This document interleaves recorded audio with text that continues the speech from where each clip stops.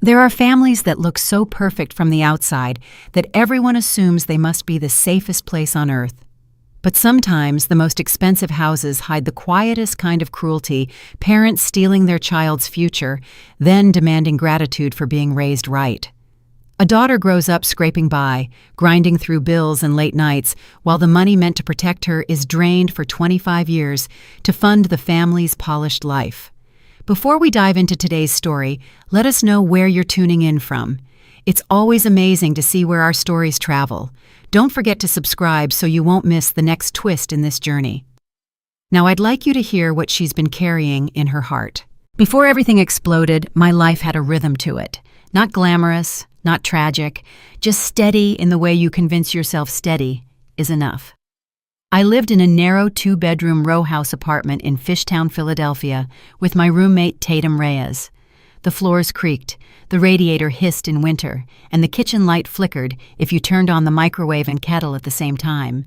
It wasn't much, but it was mine, at least the part I paid for every month on time. I worked freelance in UX and product design. Contracts came in waves. Some months I felt almost secure. Others I refreshed my email like it might spit out rent money if I stared hard enough. My days were filled with Zoom calls where I smiled into a ring light and explained user flows to startup founders who like to say pivot every 15 minutes. My nights were longer, tweaking prototypes, rewriting case studies, polishing portfolios, chasing the next contract before the current one dried up. I had one rule: if I could handle it myself, I would. If I couldn't, I would still try. Tatum saw the parts no one else did. She worked late shifts at a coffee shop off Girard Avenue and would come home smelling like espresso and cinnamon. Some nights she'd drop a paper bag on the table, unsold pastries, a sandwich someone forgot to pick up. "Eat," she'd say, not unkindly. She'd also catch me staring at my banking app longer than I realized, watching the numbers, calculating how many bill cycles I could survive if 2 clients didn't renew. She never commented directly, just slid a mug of coffee toward me and said, "You're not allowed to collapse before 30. My family thought I was independent. That was the word they used. Independent, resourceful, self-sufficient. We lived in 2 different worlds, and technically they were only 20 miles apart. My parents lived on the main line in a house that looked like it belonged in a holiday catalog. The grass was always cut in perfect lines. Seasonal wreaths rotated on schedule. Outdoor lights were symmetrical, tasteful, curated. Inside, everything matched. My mother, Maris Merriweather, believed in presentation the way other people believed in religion. She spoke in polished sentences. She said everything was for the children.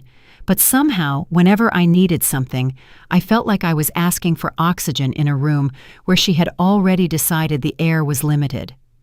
My father Graham existed in the quiet spaces between her words. He wasn't cruel, he wasn't loud, he was simply absent in any way that mattered. He would nod, sip wine, avoid confrontation. He had mastered the art of being present without taking a side. And then there was Blair. My younger sister had grown up cushioned: private school, study abroad programs, a fully paid apartment near campus, vacations framed as educational experiences. Blair wasn't evil. She was bright, funny, soft around the edges.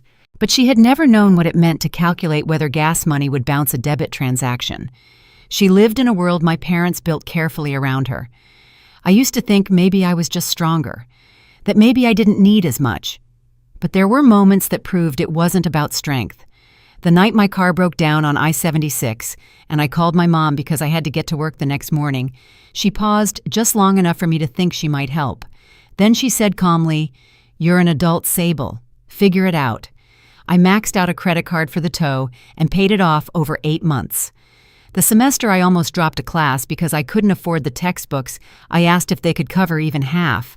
My mother sighed and said, "We can't keep bailing you out. It wouldn't be fair to Blair." I remember staring at my phone after that call, trying to think of the last time they had bailed me out even once. When I needed a co-signer for my first lease because my credit history was thin, she said, "Don't get in the habit of always needing help." As if I had. That was the unspoken rule in my family. The quieter I was, the smoother things ran. If I didn't ask, they didn't have to refuse. If I handled everything myself, they could tell themselves I preferred it that way. I learned to shrink my needs until they barely existed. The only person who ever made me feel like I didn't have to shrink was my grandfather, August Gus, to everyone who wasn't trying to impress him. When I was 6, he took me to Cape May. I remember the salt wind, the gray ocean, the way he held my small hand in his large, warm one. He looked down at me and said, "One day I'll make sure you're safe, no matter what." At 6, safety meant not being scared of the dark. At 28, I would learn it meant something else entirely. Over the past few months before my birthday, he had been calling more often, asking quiet questions. "You doing all right, kid? Work steady. You ever feel like you're carrying too much alone?" There would be a pause after my answers. Not dissatisfaction, more like calculation. At the time, I thought he was just aging and reflective. Looking back, I realized he was verifying something, checking whether the promise he made at the shore had held. The invitation to my 28th birthday dinner came in the form of a text from my mother. "Private room, Center City, 7:30 sharp. Dress appropriately," she added. "And please don't make a scene. This is a celebration," as if I were a known hazard. I almost declined, but part of me, stupid, hopeful, persistent, wanted to believe that if I showed up well-dressed and polite enough, something would shift, that they might look at me and see effort instead of inconvenience. So I said yes. Before I left the apartment that night, as I grabbed my coat and keys, my phone buzzed. A missed call. New York area code. The caller ID showed something generic: Wealth Management Office. I stared at it for a second. No voicemail. I called back. It rang and rang. No answer. I told myself it was nothing. A wrong number, a marketing call, something boring. I got in my car and drove toward the main line with my old habit firmly in place. Keep your head down. Smile when required. Don't ask for more than you're given. I had no idea that by the end of the night, the version of me that believed silence was survival would be gone. The private dining room in Center City looked like something staged for a magazine spread. Amber light, white tablecloths ironed flat, wine glasses aligned with geometric precision, a printed menu with my name at the top, scripted like it meant something. I was 5 minutes late because a client call had run long. I walked in still wearing my trench coat, wind in my hair from the Philadelphia cold. My mother's eyes swept over me in one quick evaluation. Then she turned to Blair and smoothed a strand of her hair like I wasn't the one being celebrated. Blair beamed. She wore a delicate gold bracelet I'd never seen before. She launched into a story about a weekend getaway, something about a spa in the Poconos and a mental reset. My dad laughed and nodded as if she'd just closed a merger deal. I took my seat and folded my hands in my lap. Dinner unfolded the way it always did. My mother introduced me to a couple seated nearby as our independent one. She smiled brightly. Sable never needed much from us. She's always handled things on her own. It sounded like praise. It felt like dismissal. My father chimed in when Blair mentioned she'd been working so hard. I knew she'd taken a break from classes for months. Meanwhile, I had been juggling 3 short-term contracts and pitching 2 more. I didn't correct anyone. I never did. Across the table, I noticed my grandfather hadn't touched his wine. He wasn't telling stories. He wasn't playing along. He was watching. There was something deliberate in the way his gaze moved between faces, like he was measuring truth against performance. The server refilled glasses. Conversation dipped. That was when he stood. He didn't raise his voice. He didn't clear his throat dramatically. He simply lifted his glass and said clearly, evenly, "Show me how you've used your $5 million trust fund after 25 years. For a second, I thought I'd misheard him. The room seemed to inhale and hold it. I looked at my mother, then my father, then Blair. Their expressions flickered too fast to read. "What trust fund?" I asked. My voice sounded distant to my own ears. Grandpa's eyes stayed on mine. "The one I set up for you when you were 3. Something cold moved through my chest. "I never got one," I said. Silence. Not awkward silence. Not confused silence. The kind that reveals something has just broken. Harlan Fitch. My grandfather's attorney stepped forward from where he had been standing near the wall. I hadn't even noticed him arrive. He placed a thick stack of statements on the table. The sound was heavy, final. I didn't look at the papers right away. I looked at my parents. My mother's face drained of color before she forced a smile back into place, too fast, too wide. Her fingers tightened around the edge of the tablecloth. My father lowered his glass so abruptly it clinked against the plate. He swallowed hard. His gaze dropped as if eye contact might incriminate him. In that suspended moment, one truth cut through everything. The people who should have been confused weren't. They were afraid. My mother recovered first. "Dad," she said lightly, almost laughing, "I'm sure there's been some misunderstanding. Sable has been so busy. She probably just forgot." Forgot $5 million. The familiarity of it hit me harder than the accusation itself. The subtle shift from reality to doubt. The implication that if something didn't line up, it was because I was careless. Grandpa didn't argue. He didn't raise his voice. He just looked at me and said, "Tomorrow, 10 a.m., my office." It wasn't a suggestion. My mother started to speak again, but I was already standing. I didn't trust my voice to hold if I stayed. She called my name, her tone coated in sweetness and warning at the same time. I didn't turn around. Outside, the night air was sharp. My hands trembled as I walked to my car. I never got one. The words looped in my head louder now. On the drive back to Philadelphia, my phone rang. Blair. She never called me directly unless she needed something. "Sable," she said quickly, breath uneven. "Please don't make this bigger than it is. Mom's really upset. Grandpa probably just mixed something up. Did you know I asked?" There was a pause. I just always heard that everything was handled, that things were arranged. Arranged how? Another pause. Longer this time. I don't know. Mom always said it was taken care of. Taken care of. I ended the call without saying goodbye. When I walked into the apartment, Tatum was on the couch with her laptop. She looked up, took one glance at my face, and closed it. "What happened?" I sat down slowly. "There's a $5 million trust fund," I said, "and I've never seen a dollar of it." She stared at me. "You're serious?" I nodded. That's when my email pinged. Unknown sender. Subject line beneficiary disclosure, 2016. No signature, no message, just a single PDF attachment. I opened it. Password protected. I looked at Tatum. "This isn't over," I said quietly. And for the first time in my life, I wasn't sure silence would protect me anymore. I barely slept. The PDF sat open on my laptop screen, that single line in the subject haunting me. Beneficiary disclosure, 2016. I tried the obvious passwords first. My birthday, my last name, variations of our family address. Nothing. By 6 a.m, I was still at the kitchen table in Tatum's oversized hoodie, eyes burning, fingers cold against the trackpad. "I can't get in," I muttered. Tatum leaned over my shoulder, her hair still twisted up from sleep. "If someone sent you a beneficiary disclosure that's not random," she said quietly, "that's either someone inside the bank, someone inside your family trying to help you, or someone trying to blow this wide open." None of those options were comforting. I screenshot the email and forwarded it to myself twice, just in case it vanished. Then I packed my laptop, a legal pad, and the strange new feeling sitting in my chest. I was afraid, but I was clear. By the time I stepped into the lobby of my grandfather's building in Center City, the air felt almost sterile.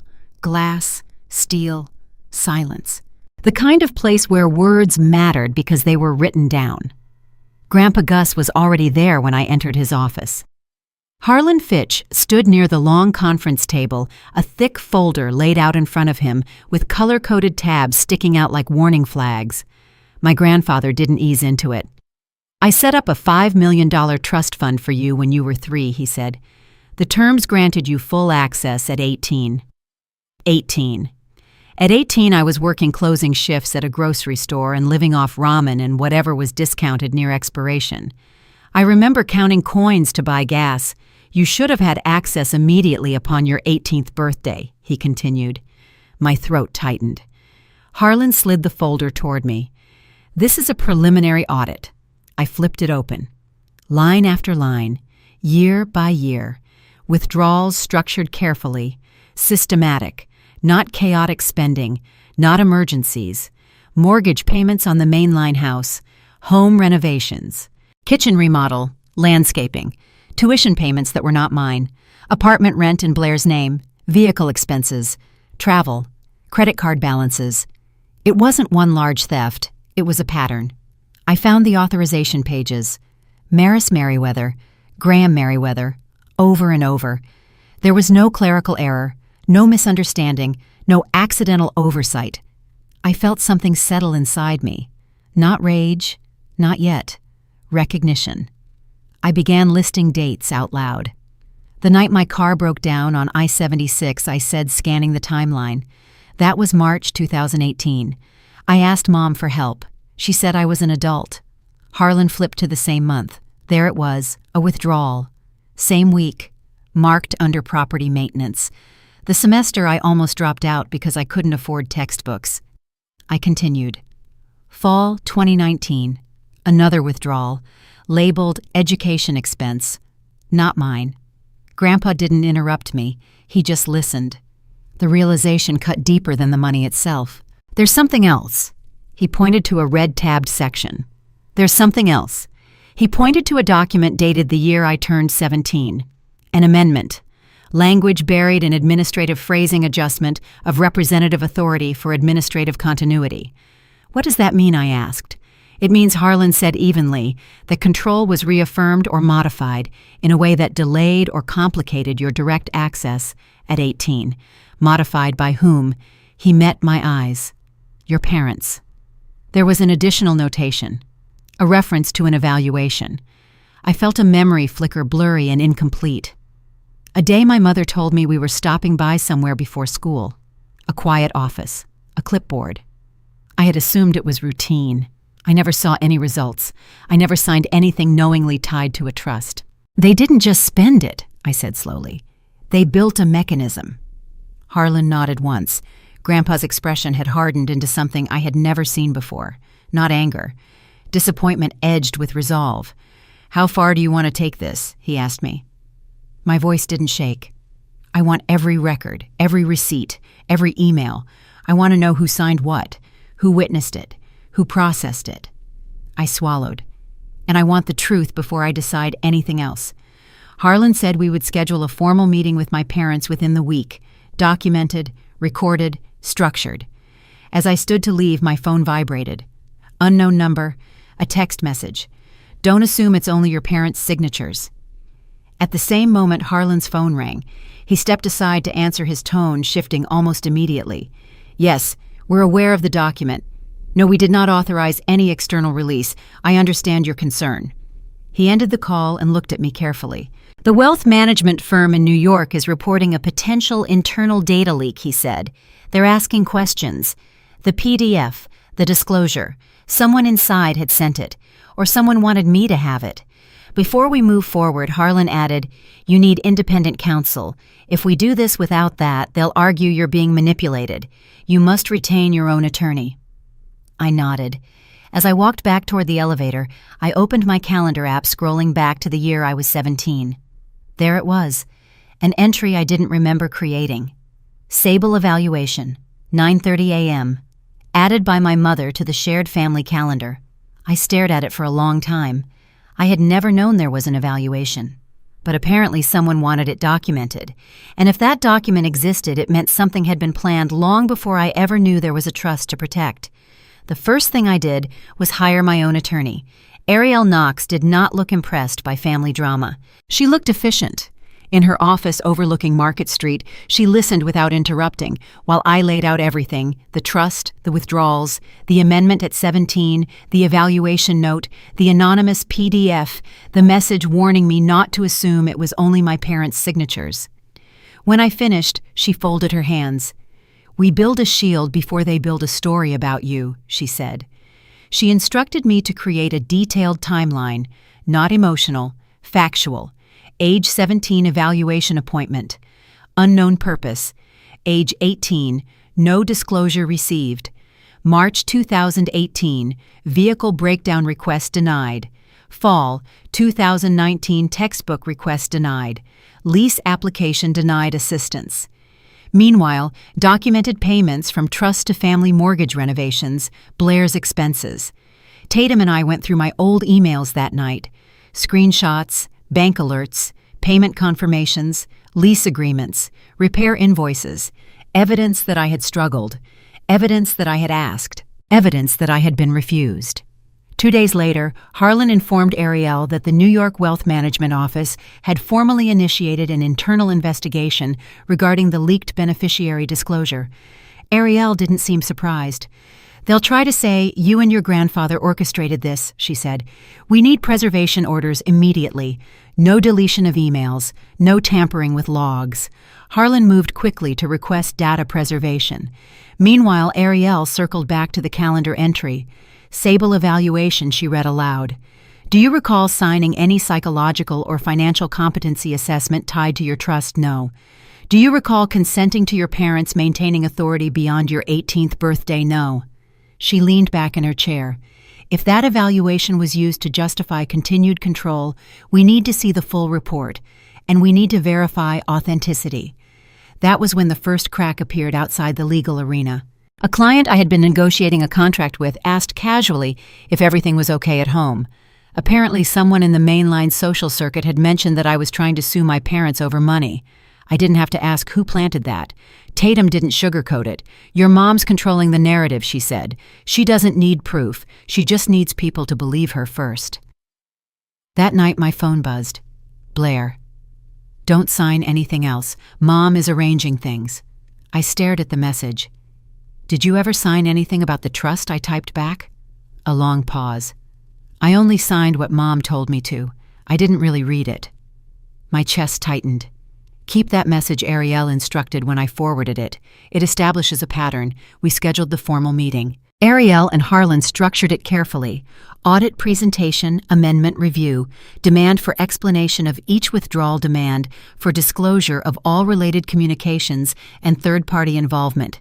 Neutral location, cameras, recording, written minutes. I insisted on it. No more private conversations where I could be told I misunderstood reality. 2 days before the meeting, Ariel received notice. My parents had filed or were preparing to file a petition seeking temporary financial guardianship review. Grounds concerns about my capacity to manage large assets supported by prior evaluation documentation. The evaluation. It wasn't incidental. It was ammunition. "If a judge grants temporary review," Ariel said calmly, "they could freeze your access pending assessment, right when the truth was surfacing." She also pointed out something else. The notary on the 17-year-old document, she said, tapping the file, is based in the main line. "We need to verify whether you were physically present and whether the signature matches contemporaneous records." "You're suggesting forgery," I asked. "I'm suggesting we don't assume authenticity." For the first time, the scale of it fully settled in. This wasn't a family misunderstanding. This was infrastructure, paper trails, witnesses, third parties. And as the meeting approached, I realized something that chilled me more than the missing money. They hadn't just planned to use the trust. They had planned for me to never question it. If the court granted temporary review, they could freeze everything. And if the evaluation document held up, they could argue I was unfit before I ever touched a dollar. The night before the confrontation, Ariel looked at me and said, "You need to understand something. If this was structured deliberately, then it didn't start at 17. It started long before you knew there was something worth protecting." I went home and opened the calendar entry again. Sable evaluation, 9:30 a.m. I tried to remember that day. The hallway, the waiting room, the clipboard. And I realized something else. My mother had never once mentioned that appointment again. Not because it didn't matter, but because it mattered too much. And if the court believed her first, the truth could be frozen before it ever saw daylight. The days leading up to the formal meeting felt like sprinting toward a door that someone else was trying to lock from the inside. Ariel moved fast. She filed our opposition to the temporary guardianship petition within 48 hours. The filing was precise, almost clinical. It documented my freelance contracts, my tax returns, my bank statements, my lease agreements, my credit reports. Every late payment I had fought to correct, every debt I had managed down, every contract I had delivered on time. If they're going to argue you're incapable of managing money, she told me, we show that you've been managing without safety nets for 10 years. I gave her everything. Signed lease agreements, proof of rent payments, repair invoices from the year my car broke down, screenshots of rejected requests for financial help, my freelance income reports, payment histories on credit cards I had painstakingly paid off. It was humiliating to lay my entire adult life out like that. But humiliation was better than being silenced.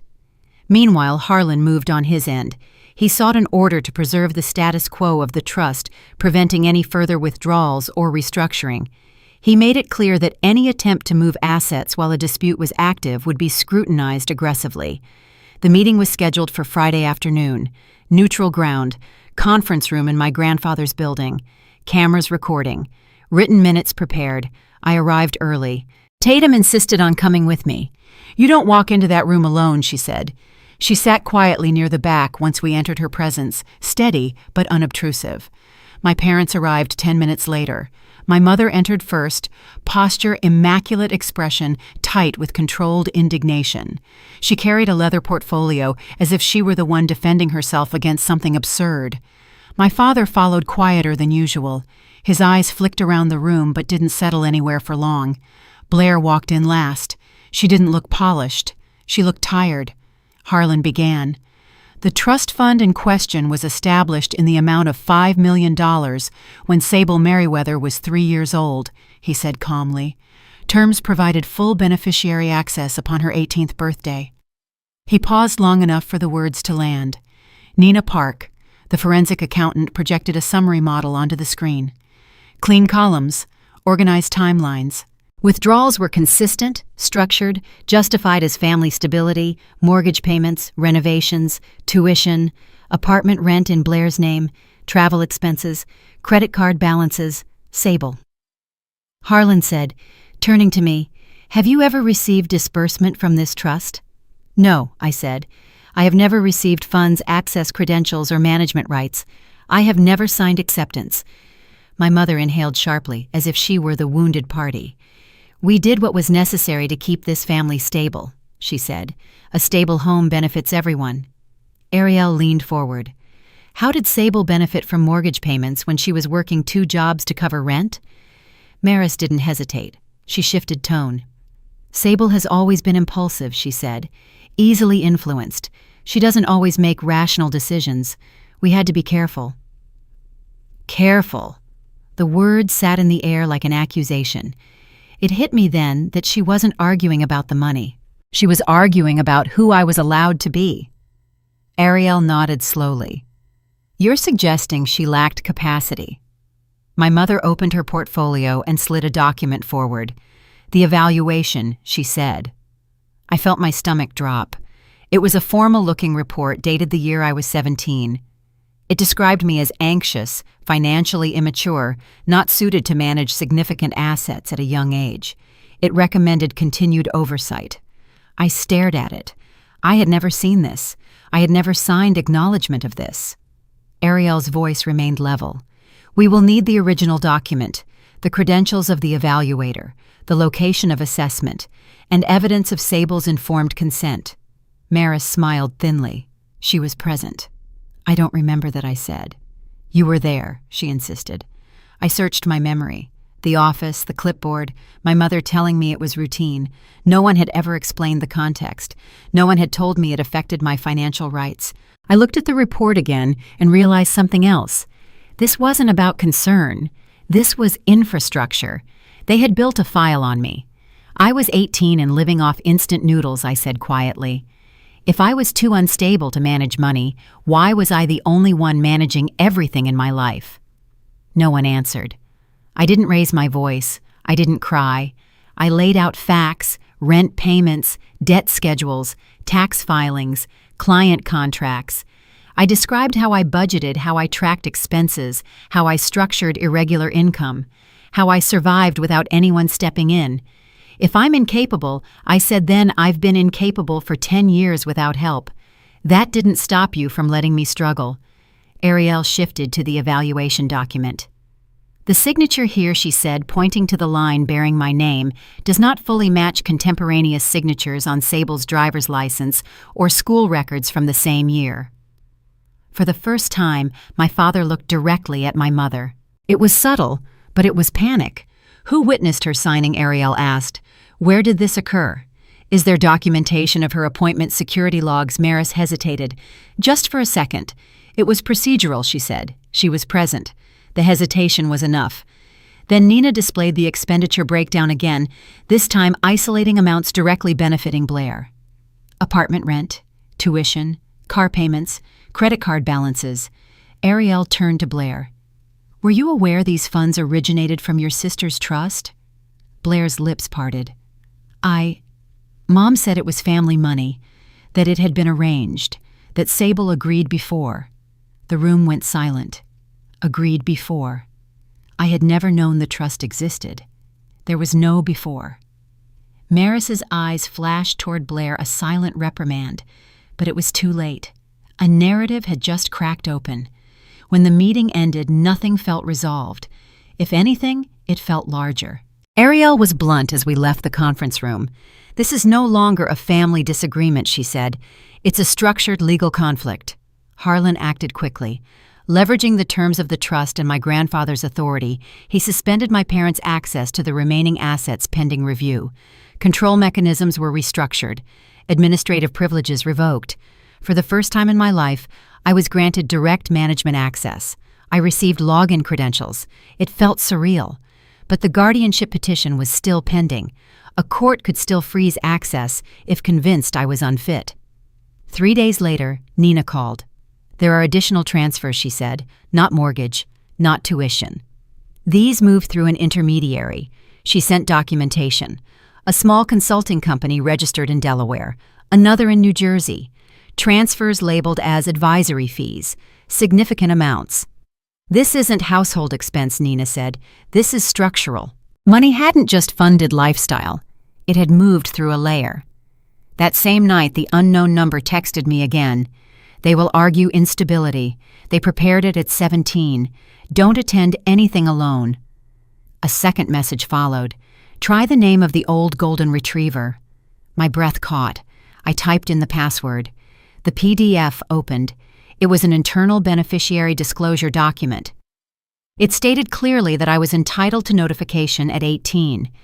It included a confirmation section marked Notification Completed.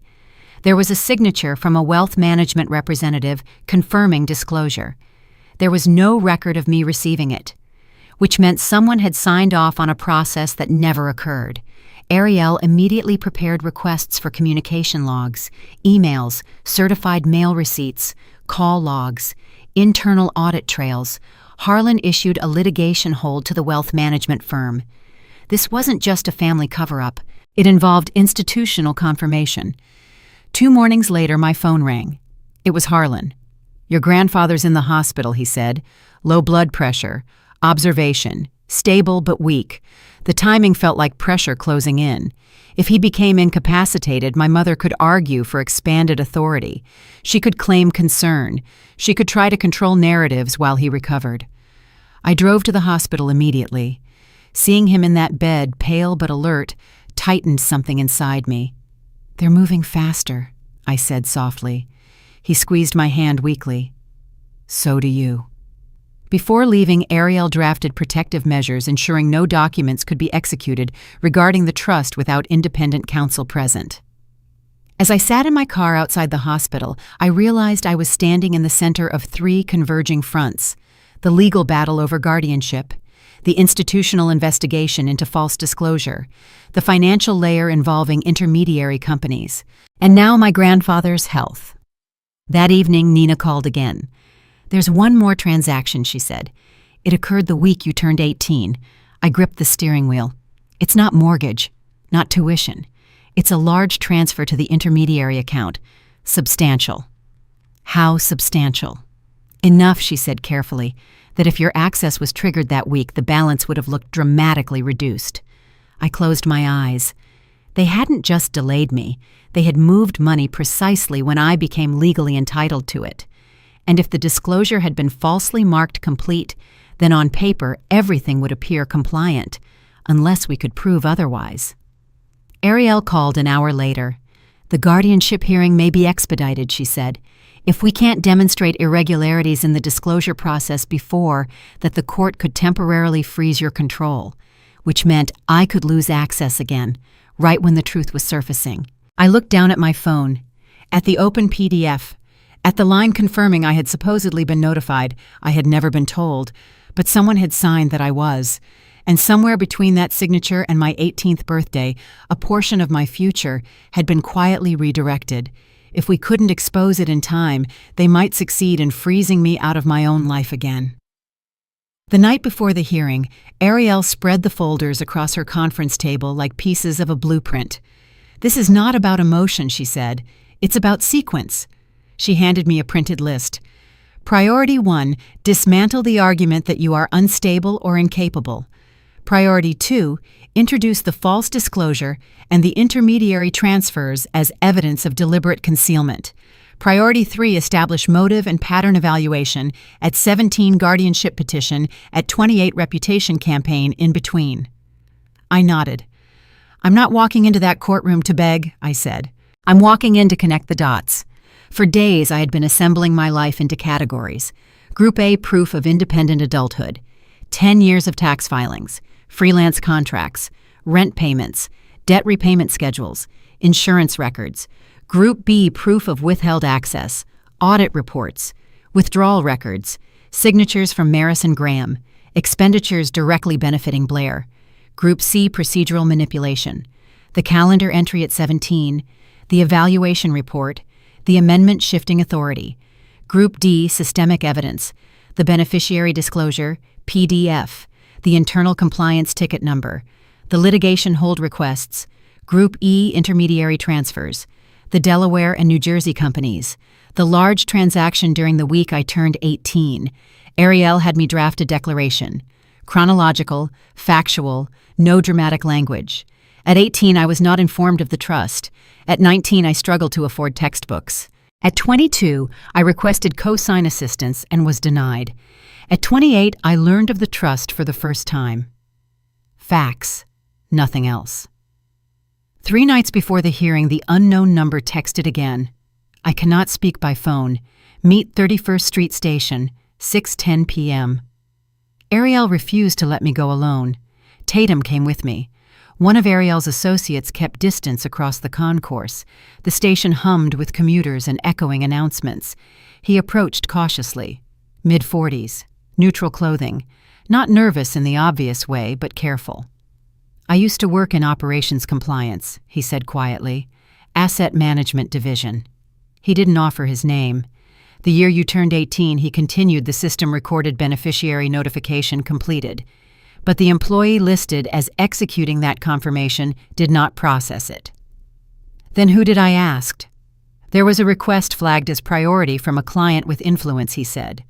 "Procedural shortcut." "It shouldn't have happened." He handed me a small folded paper. "A compliance ticket number. That's the internal reference. If subpoenaed, it pulls the email chain." "Why help me?" I asked. "Because this crossed a line," he said simply. He left before I could ask more. That night, Nina cross-referenced the intermediary company again. The Delaware registration pointed to a suite number in an office building in the main line, the same building where the notary listed on my 17-year-old evaluation operated. One name appeared on both records, not my parents', but a professional who had certified the amendment and whose office address matched the intermediary registration. It wasn't sloppy, it was layered. Meanwhile, my grandfather remained in the hospital. Harlan and I agreed on strict measures. No document signed without counsel present. Physician confirmation of cognitive clarity if required. When I visited, he looked thinner but sharp. "I should have looked closer sooner," he said quietly. "You trusted your daughter," I replied. He exhaled slowly. "Trust doesn't replace oversight." His apology stirred something in me, but I kept my focus steady. Emotion wouldn't win the hearing. Documentation would. 2 nights before court, Blair called. Her voice was uneven. "Mom wants me to sign something," she said. "What kind of something?" "A statement. That you knew, that you agreed to let the trust be used for the family." I closed my eyes. Did I ever agree to that? No. Then don't sign. She says it'll protect everyone. It will protect her, I said carefully. And it will expose you. There was silence. If you sign, I continued, you're placing yourself inside this legally. Talk to your own lawyer before you put your name on anything. She didn't promise. She didn't refuse. She just breathed. The night before the hearing, my mother's version of the story spread quietly through her network. That I was unstable. That my grandfather was being manipulated. That I had struggled with emotional volatility since my teens. Ariel responded by filing the evaluation misuse documentation and attaching evidence of the false beneficiary confirmation. An hour before midnight, Ariel received an email from opposing counsel. Settlement proposal. I would receive structured payments. In exchange, I would sign a confidentiality agreement and issue a written apology for misunderstanding my parents' intentions. I stared at the screen. They were not offering reconciliation. They were offering silence, which meant they feared exposure more than financial loss. Decline, I said. The night stretched long. Tomorrow would decide whether I remained a legal adult in control of my life or was boxed into the narrative they built when I was 17. And for the first time, I wasn't afraid of losing money. I was afraid of losing my voice. The courtroom was colder than I expected. Polished wood benches, fluorescent lighting, a judge seated high enough to make everyone else feel smaller. I sat beside Ariel. Harlan was present as trustee representative, but silent unless called. Across the aisle, my mother sat with her attorney. Perfect posture, neutral expression. My father kept his gaze lowered. Blair sat stiffly, hands clasped. Opposing counsel opened with the argument Ariel predicted. Sable has demonstrated instability in the past. She is emotionally reactive. Access to significant assets could result in reckless financial decisions. Ariel didn't respond with outrage. She responded with numbers. 10 years of tax compliance, contractual earnings, debt repayment, 0 bankruptcies, 0 civil judgments, no financial misconduct. If my client is incapable, Ariel said evenly, why was she left to self-manage entirely from 18 onward? No guardianship sought until the trust's existence became known. The judge leaned forward. Counsel, he said to my mother's attorney, if the trust was established for her benefit and matured at 18, why was she not informed? Silence stretched. Who confirmed notification, and how the room shifted. The conversation was no longer about my temperament. It was about process. Ariel submitted the beneficiary disclosure document. She explained the compliance ticket number. She requested subpoena authority for the internal logs.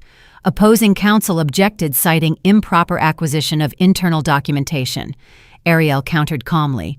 The manner of acquisition does not negate the content's relevance to beneficiary rights. Nina then presented the intermediary transfer timeline. The week I turned 18. A substantial transfer routed to the Delaware entity. Not tuition, not mortgage, not family expense. Coincidence, Ariel asked, or preemptive reduction before beneficiary access? The judge's expression hardened slightly. Then Blair was called. Opposing counsel attempted to reinforce her earlier statement that I had agreed. Ariel cross-examined carefully. When did your sister agree? I don't know. Was there written documentation? No. Did you ever see her access trust accounts? No. Did you personally sign documents presented by your mother without reading them? Blair hesitated. Yes. Were you told everything had been arranged? Yes. Her voice cracked slightly. The narrative of prior consent fractured. The judge paused for a long moment before speaking.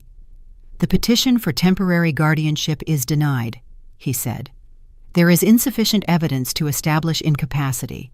He granted preservation orders and authorized subpoena procedures for the asset management firm. It wasn't a final ruling on the trust, but it was decisive. They could not freeze me under the label of instability. My parents' access remained suspended pending full investigation. When we stepped outside the courthouse, the air felt sharper but clearer. I did not look at my mother. I did not speak to her. All communication would proceed through counsel. Over the following weeks, I stabilized the remaining trust assets under new management oversight. I paid off lingering debts. secured housing stability, invested in my professional certifications. I also set aside a small fund to assist young adults facing financial manipulation within families, quietly, without press. Family, I learned, is not defined by shared last names. It is defined by who does not require your silence to feel powerful. As we walked down the courthouse steps, Ariel's phone vibrated. She glanced at it, and then at me. "The wealth management employee who signed your notification confirmation," she said quietly, "resigned abruptly years ago.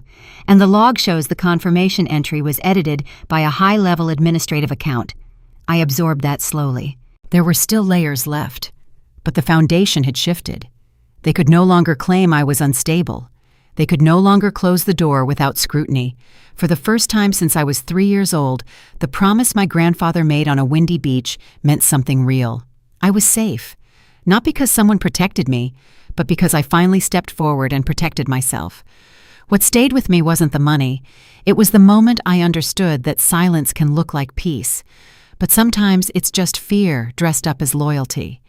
We grow up believing family means endurance, that keeping things quiet is the same as keeping things whole. But sometimes the most loving thing we can do for ourselves, and even for others, is to stand in the truth without turning it into revenge. We don't always get to choose the families we're born into, but we do get to choose the boundaries we build, the dignity we protect, and the future we create from what was almost taken. And maybe that's the quiet kind of courage most of us are learning, one hard conversation at a time. If this story resonated with you and you'd like to be part of a space where stories are told with honesty and care, consider subscribing. It's not just about following a channel, it's about being part of a community that listens. And if you feel comfortable, you can leave a few lines in the comments about what this brought up for you. Thank you for sitting with this story. Take care of yourself, and I'll see you in the next one.